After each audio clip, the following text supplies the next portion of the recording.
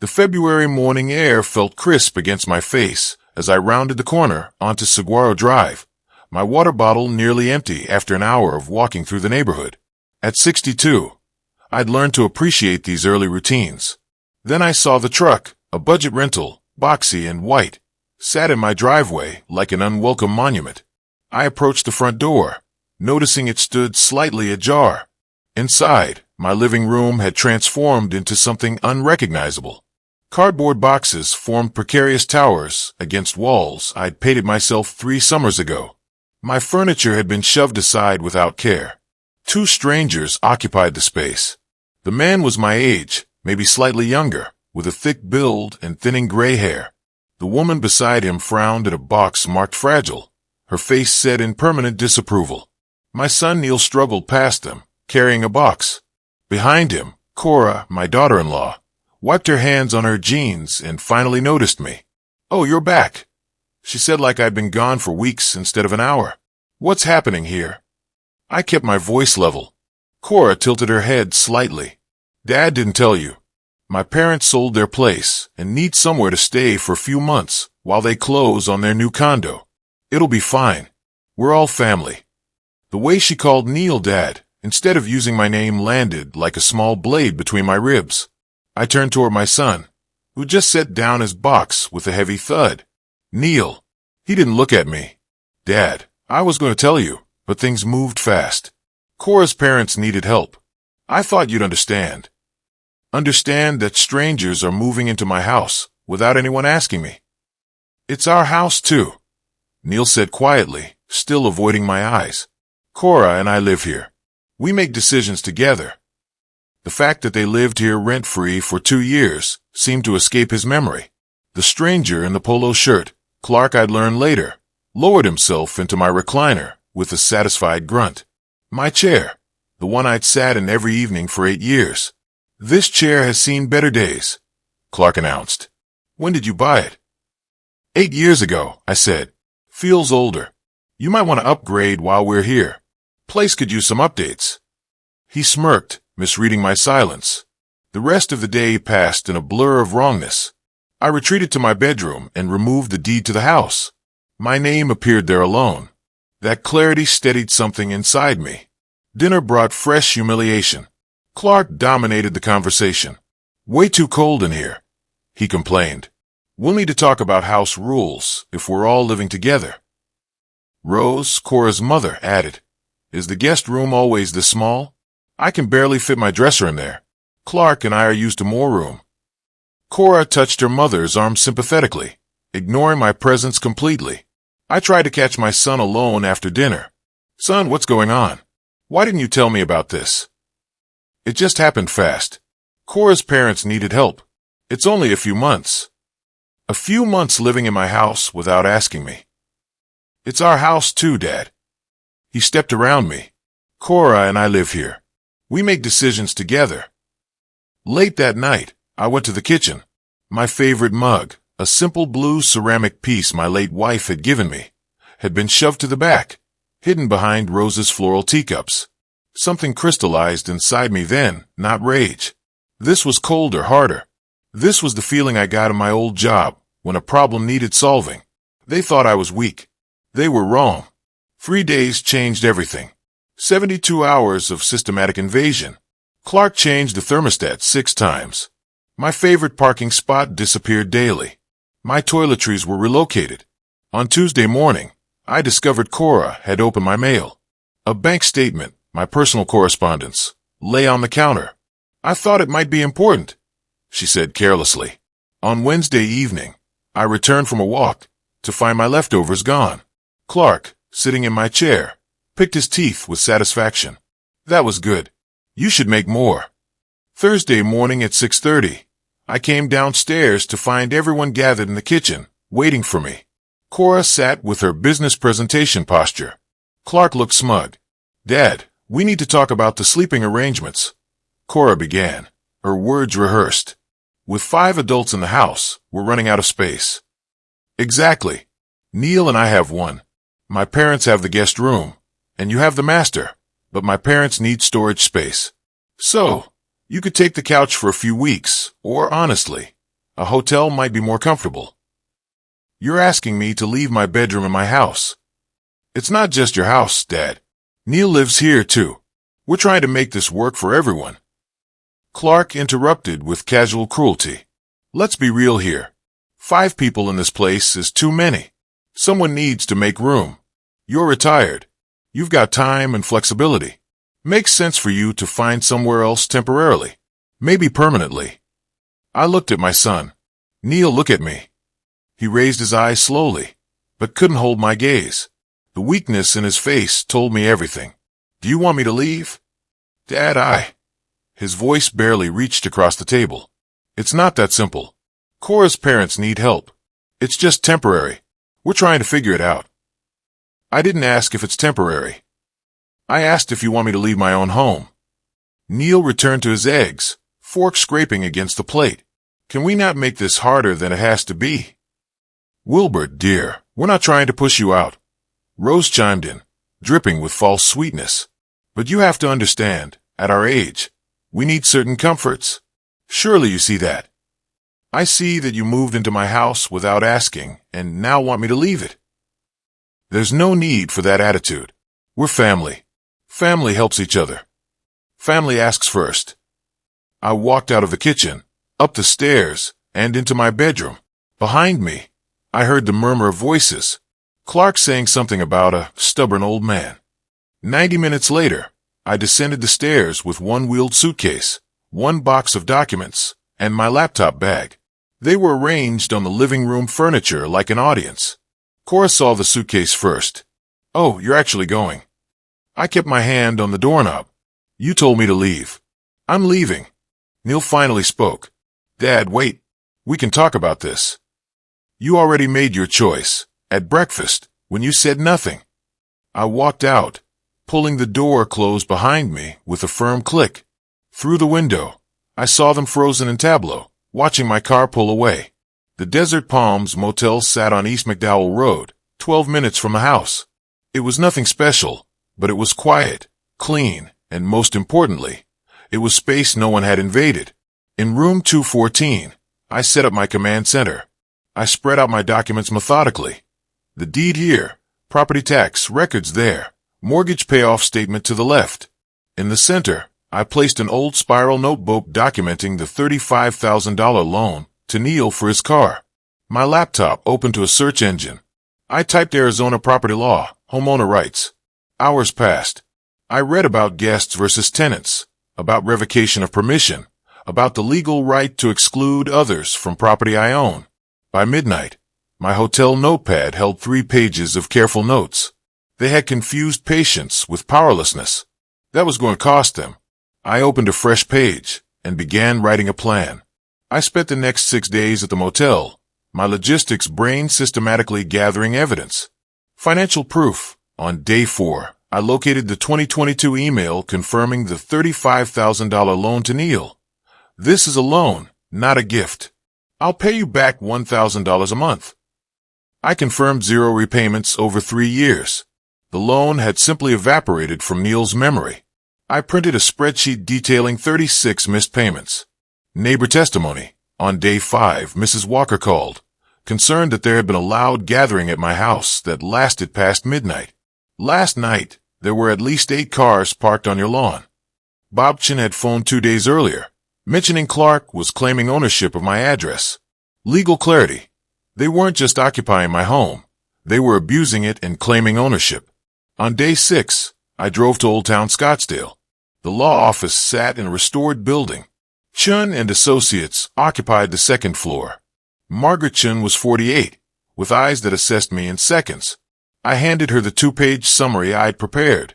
She read it in 4 minutes. Most clients come in emotional and disorganized, she said, looking up. You've done my job for me. Your name is on the deed. No co-owners, no co-signers. They have no legal standing. My daughter-in-law said it's Neil's house, too. That he lives there, so he makes decisions. Living somewhere doesn't confer ownership. Your son is essentially a guest in your home. An adult child living rent-free. Generosity has limits. They found yours. We discussed the eviction notice. She explained that Clark and Rose, having no lease, were simply guests. Arizona law was clear. I could revoke their permission to stay, but 30 days notice was required. What exactly will this notice say? I asked. It'll state that Clark and Rose Miller are occupying your property without a lease or rental agreement. As guests, their welcome has been revoked. They have 30 days to vacate per Arizona law. After 30 days, if they remain, we file for formal eviction through the courts. What about Neil and Cora? They're more complicated because of the duration of their stay. But they don't own the property. You can begin charging them rent, or serve them a similar notice. Your choice. I want everyone out. Then we'll start with the Millers. The legal path is clearest there. She drafted the notice while I waited. We walked to Tom Blackwood's office, who reviewed the notice and applied his notary seal. This is ironclad, he said. They'll have no recourse. He offered a final warning. Mr. Brown, I have to ask, are you prepared for how they'll react? Desperate people surprise you. Make sure you document everything. I took the warning seriously. That evening, I added, research home security cameras to my notes. Margaret called before I went to sleep. One more thing. When you serve this notice, don't engage emotionally. Hand it to them. Or better yet, tape it to the door. Don't argue. Don't justify. Don't apologize. The document speaks for itself. They'll call me. Then keep responses brief. This is my legal right. The notice explains everything. Contact my attorney if you have questions. Don't get drawn into emotional manipulation. Good. Maintain that resolve. People like Clark Miller rely on others backing down. Don't give him that satisfaction. I sat on the motel bed that night, the notarized notice in my hands. The paper felt heavier than it should. Weighted with consequences. Tomorrow, everything would change. I was ready for it. 8 days after they forced me out, I went home. Thursday morning, 10:30. Neil and Cora left for work at 8. The Millers followed a predictable pattern. Morning walk at 9:30. Return around 11:30. I had a 2-hour window. My truck pulled into the driveway, my spot reclaimed. I approached the front door with my old key, half expecting they'd change the locks on my own house. They hadn't. Amateur mistake. Pete's Security Solutions arrived 20 minutes later. I showed him the deed. I want locks that can't be picked easily. Something solid. He installed grade 1 deadbolts. I took 6 copies of each key. For exterior doors needed changing. Front, back, garage side entry, garage main. Pete worked with efficient precision. Each lock that changed represented control regained. By 12:15, the house was fortified. The front door deadbolt clicked with solid authority. While Pete finished the last door, I unpacked 2 wireless security cameras. One went above the front door, angled to capture the porch and driveway. The second mounted above the back door, covering the yard entrance. They synced to my phone within minutes. Now I'd have video evidence of everything. At 1 o'clock, I taped the eviction notice to the front door at eye level, impossible to miss. I photographed it in place with my phone. Proof of service. Then I walked through the house methodically, documenting everything. The living room furniture had been rearranged carelessly. My mother's antique lamp, the Tiffany-style piece she'd left me, was missing entirely. I made a note. In the kitchen, cabinets had been reorganized. My bedroom was the worst. Rose's perfume bottles covered the dresser. Clark's clothes hung in my closet. The bed had different sheets. I photographed it all. Timestamps visible on every image. Then I sat down in my recliner, the one Clark had appropriated, and reclaimed it. Made coffee in my kitchen, set the thermostat to 72 degrees. The house felt different now, but it was mine again. At 5:47, the security camera caught Cora's sedan pulling into the driveway. She was home early. I watched on my phone as she approached the door, tried her key. Confusion crossed her face. She tried again, jiggling the handle. Nothing. She pulled out her phone. Mine rang 30 seconds later. Hello? What did you do? My key doesn't work. Her voice shook with anger. I changed the locks. It's my house. You can't do this. We live here. You can't just lock us out. There's an eviction notice on the door. It explains everything. Your parents have 30 days. My parents? What about us? What about Neil? He's your son. Neil should have thought about that when he let you kick me out. This is insane. You're being cruel. We need our things. You can collect your belongings within 30 days. The notice specifies the process. All further questions go to my attorney, Margaret Chin. I recited the phone number clearly. She was still yelling when I ended the call. 15 minutes later, Neil called. His voice sounded broken. Dad, please. We can talk about this. We had chances to talk. At breakfast when Cora told me to leave. You chose silence. I was trying to keep the peace. Cora's parents needed help in my house, without asking me. Then you told me to get a hotel. That was your choice, too. The notice allows supervised retrieval of essential items. Call my attorney to schedule. I ended the call. He tried twice more. I didn't answer. At 6:04, the Millers returned. The security camera captured Clark's face perfectly as he read the notice, his expression moving from confusion to comprehension to rage. His face turned a concerning shade of purple. Clark called. I let it go to voicemail. Later, I listened to his message. His voice was venomous, threatening lawsuits and police and public humiliation. This isn't over, Wilbert. Not by a long shot. You made a big mistake today. Cora called again and again. On the fourth call in 10 minutes, she'd shifted tactics completely. Please, Wilbert, be reasonable. My parents are in their 60s. They can't just find a place overnight. They have 30 days. That's what the law requires. I'm following it exactly. Can we at least stay tonight? Just tonight. No. I slept in a motel because you told me to leave. He'll survive one uncomfortable night. I didn't think you were this cold. I'm not cold. I'm protecting what's mine. There's a difference. Contact my attorney. I blocked her number. The calls finally stopped. Outside through the window, I could see them gathered on the lawn. Inside, I sat in my chair in my house with my coffee cooling in my favorite mug. For the first time in 8 days, I felt like I could breathe. 6 days after the lockout, a letter arrived from Davidson and Associates. Their letterhead was expensive, embossed. Inside, legal language demanded I resend the eviction notice because Neil had established residency in my home. I scanned it immediately and emailed it to Margaret. Her response came 3 hours later with the subject line. As expected, no merit. She drafted a rebuttal that dismantled their claim methodically. Neil was an adult child living rent-free. No lease existed. No rent had ever been paid. Arizona law distinguished guests from tenants with surgical precision. His residency claim failed on every count. On day 7, Cora appeared on my security camera at 2 o'clock in the afternoon. She stood on the porch alone, hand raised to knock, then hesitating. I watched her for 30 seconds before opening the door. Didn't invite her in. Just stood behind the screen door with my arms crossed. The mesh barrier between us felt symbolic. Wilbert, can we please talk like adults? Her voice aimed for calm, but missed. We can talk right here. Can I at least come inside? It's awkward standing on the porch. You made me leave this house. You can stand on the porch for 5 minutes.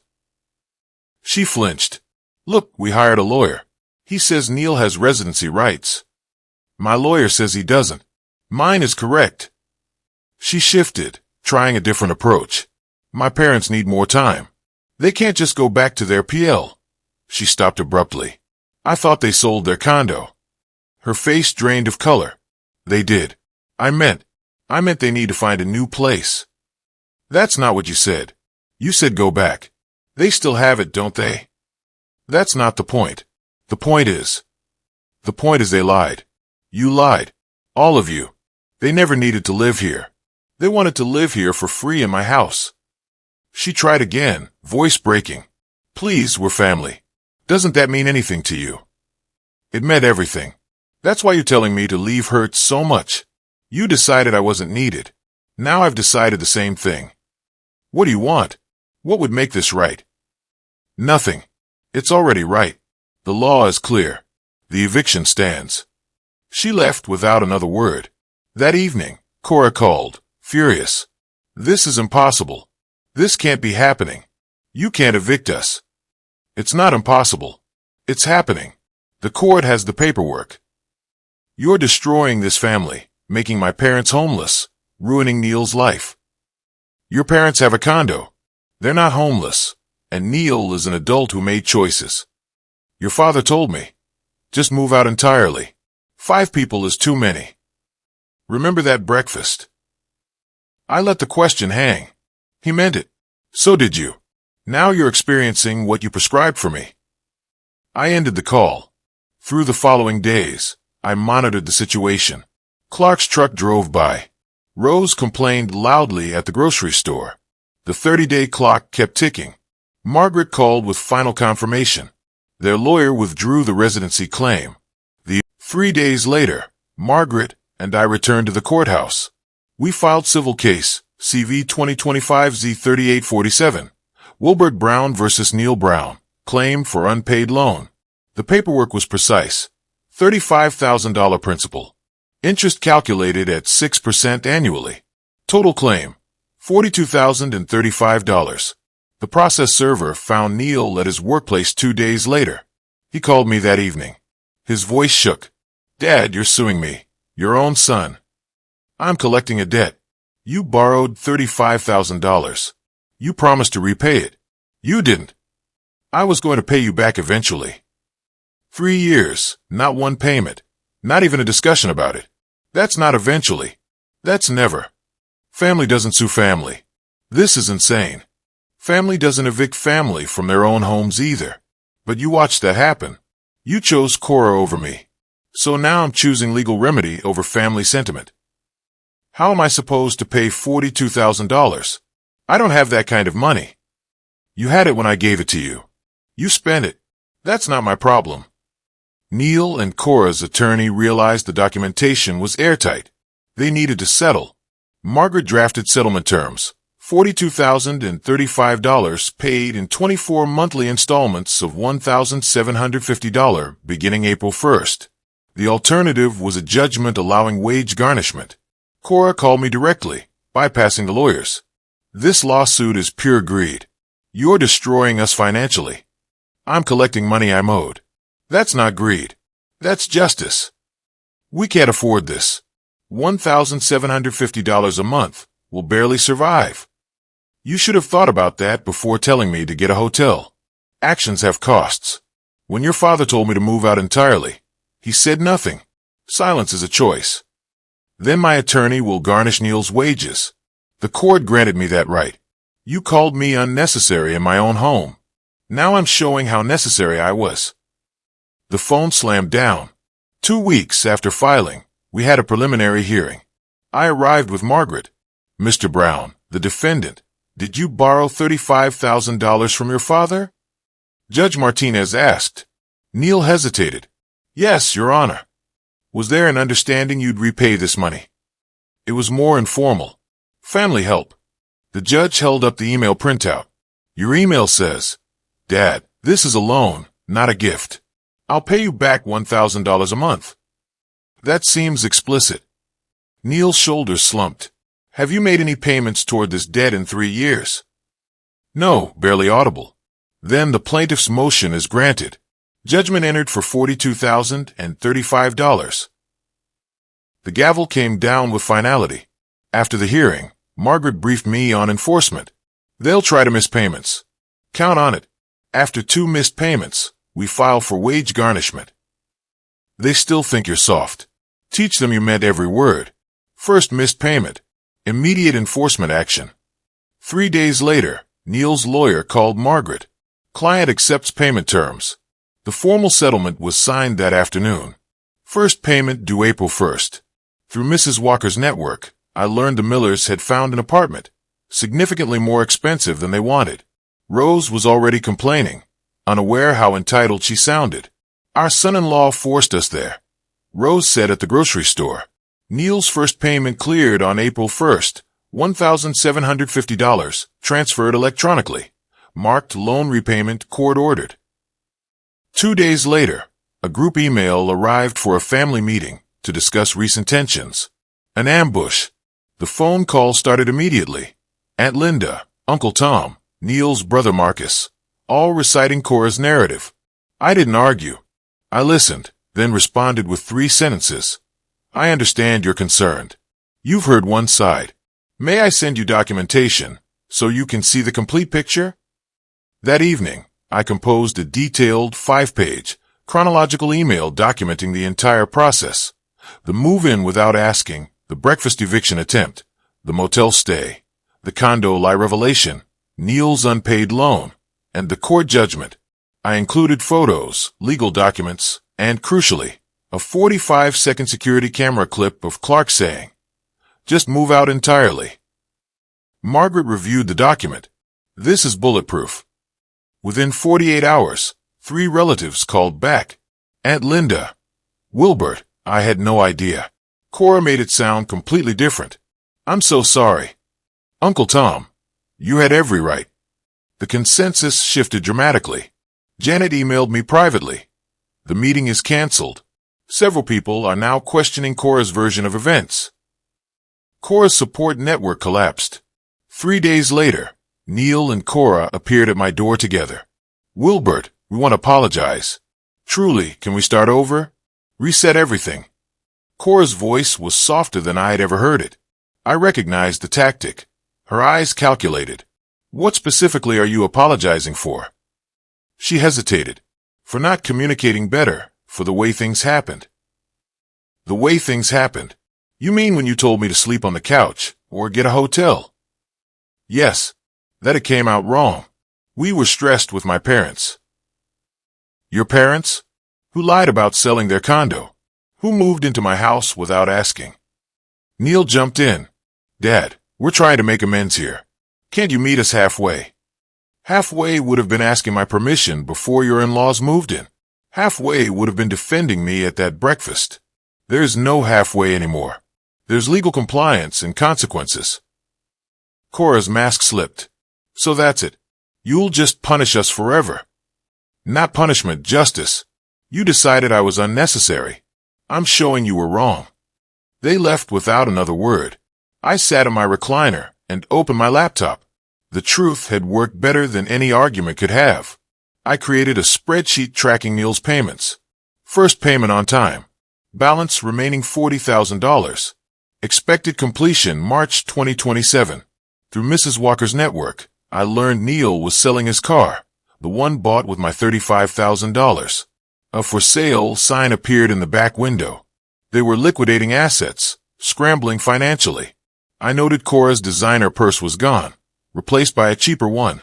Both looked exhausted. Their apology was born from desperation, not epiphany. I reviewed my security footage from the past month.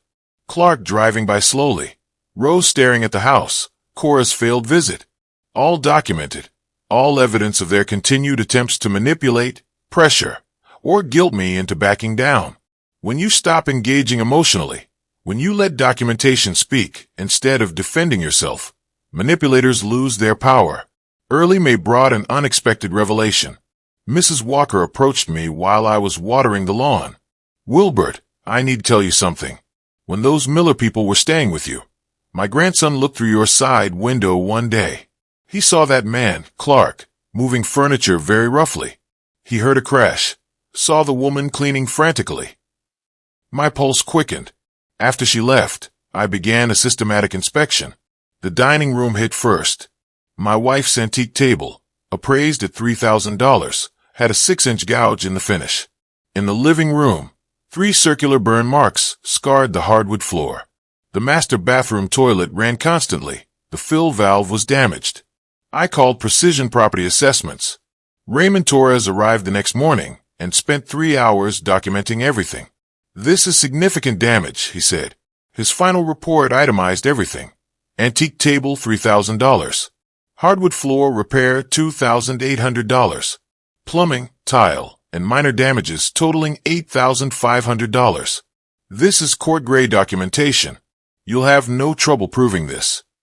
Margaret drafted a demand letter to Clark and Rose Miller, itemizing the damages and requesting payment within 14 days. 5 days later, Clark called me. His voice was venomous. "This is blackmail. You can't prove we did any of that. We're not paying a cent." The assessment is professional and documented. The choice is yours. Pay voluntarily, or explain to a judge why you won't. We're not paying a single cent. Sue me if you want. You won't win. I've won every case so far. I'll win this one too. He hung up. I called Margaret immediately. File the lawsuit. Before filing, I remembered my early February insurance renewal photos. They showed every room in perfect condition. Irrefutable proof of the house's condition before the Millers arrived. The small claims court hearing happened 3 weeks later. Clark represented himself. I arrived with Margaret and 3 folders of evidence. Clark argued the damages were pre-existing and that I was harassing elderly people. Judge Patricia Morrison reviewed my evidence, before photos showing pristine conditions, after photos showing damage, Raymond's professional assessment, and Mrs. Walker's notarized statement. Mr. Miller, the judge said, you claim these damages pre-existed your occupancy. Do you have any documentation supporting that? We didn't think to take pictures. Why would we? Mr. Brown, on the other hand, has dated photographs showing pristine conditions before your arrival and damage documentation after. The preponderance of evidence indicates you're responsible. Clark's voice went desperate. We can't afford this. We're living on fixed income. Then you shouldn't have damaged someone else's property. Judgment for plaintiff. $8,500 plus $293 court costs. Payment due within 30 days. The gavel came down. Will they actually pay? I asked Margaret outside. They'll have to. If they don't, we garnish bank accounts, place liens on their condo. That's their only real asset. 2 weeks later, I learned through the neighborhood network that the Millers had sold Clark's truck, the old Chevy Silverado he'd parked in my driveway. They used the money to pay the judgment. Their comfortable retirement plan. Live rent-free in a nice house. Save money. Keep their condo as backup. Had completely collapsed. They now paid $1,400 monthly for a cheap apartment. Their truck was gone, and they'd handed me $8,500 for damages.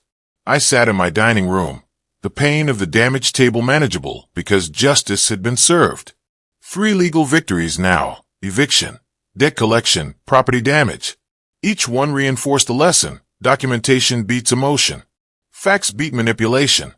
Neil's 3rd payment arrived in mid-June. Balance remaining: $36,785. 21 months to go. The pressure on them mounted. I heard through the neighborhood network that Neil was shopping clearance late. Cora looked exhausted, and they were arguing publicly about money. Clark and Rose, their comfort ruined, continued to blame me, not themselves. Our savings are gone, Clark. Gone. Rose's voice carried through thin apartment walls. They'd learned nothing. In early July, Janet called. Cora wants to propose something. She's willing to publicly apologize. She just asks that you consider dropping the remaining debt payments. Start fresh. Amends would have been not kicking me out of my house. This isn't amends. It's negotiating down consequences. The judgment stands. Every dollar, every payment until it's satisfied. You've changed, Wilbert. No. I finally stopped letting people take advantage of me. There's a difference. 2 days later, Neil appeared at my door alone. Dad, I need to say this. I was wrong about everything. I should have defended you. I'm sorry. The words sounded genuine, but late. You're sorry now. 6 months and $5,250 in payments later. You stayed silent when Clark told me to leave. Silent when Cora demanded my bedroom. Silent when I packed my bags. You thought wrong, and now you're living with those thoughts. Is there any way we can repair this? Any way back? You should have regretted it when you stayed silent at that table. That's when sorry would have mattered. Now it's just noise. Part of me recognized his pain was real, but I distinguished between regret for actions and regret for consequences. He was sorry he was paying $1,750 monthly. Not sorry he betrayed his father. The difference mattered. Through July, the pressure on them mounted. Cora's car had a cracked windshield. They were consolidating bank accounts. The Millers called Cora constantly, demanding help she couldn't afford. I heard about one call where Cora finally snapped. We're paying your court judgment, our rent, and his father's lawsuit. We have nothing left. The family was fracturing. The fifth payment arrived early August, cutting it close. The sending account name had changed from Neil and Cora Brown Joint to just Neil Brown. 3 days later, Mrs. Walker mentioned it casually. "Did you hear about Neil and Cora?" Apparently, she filed for divorce. "I see financial stress. That tends to happen when people make poor decisions." A text from Janet confirmed it. Cora filed papers last week. Said she couldn't take the financial stress and constant fighting. Neil's devastated. I felt nothing, no satisfaction, no guilt, just quiet recognition that consequences had rippled farther than anyone expected. Bob Chin confirmed the Millers remained in their cheap apartment. Rose had been seen at the local food bank. Their savings depleted by the $8,500 judgment. Clark drove a 20-year-old sedan now. His comfortable plan was a complete disaster. The single biggest mistake Neil made was his silence and inaction at the pivotal moment when his father was being forced out of his own home. This mistake was a failure in two critical areas. Failure of loyalty and principle, when Clark contemptuously told the father to just move out entirely, and Cora offered the couch or a hotel. Neil failed to uphold the most basic familial loyalty. He should have immediately intervened, defended his father's position, and demanded his in-laws leave. His silence was interpreted correctly as tacit agreement with his wife's and in-laws' demand. Failure of ownership and accountability. Neil used the defense, "It's our house, too," while simultaneously living there rent-free and allowing his wife's family to dictate terms. When his father pressed him, "Do you want me to leave?" Neil returned to his eggs and offered a weak, non-committal response. "Can we not make this harder than it has to be?" This showed a lack of moral courage and accountability, which his father later punished by enforcing legal and financial accountability, starting with the unpaid loan. As the father noted, "You should have regretted it when you stayed silent at that table. That's when sorry would have mattered." Neil's inaction gave the father the clarity and justification he needed to use the full weight of the law against his son and daughter-in-law. They weren't destitute, just diminished, living the modest retirement they tried to escape.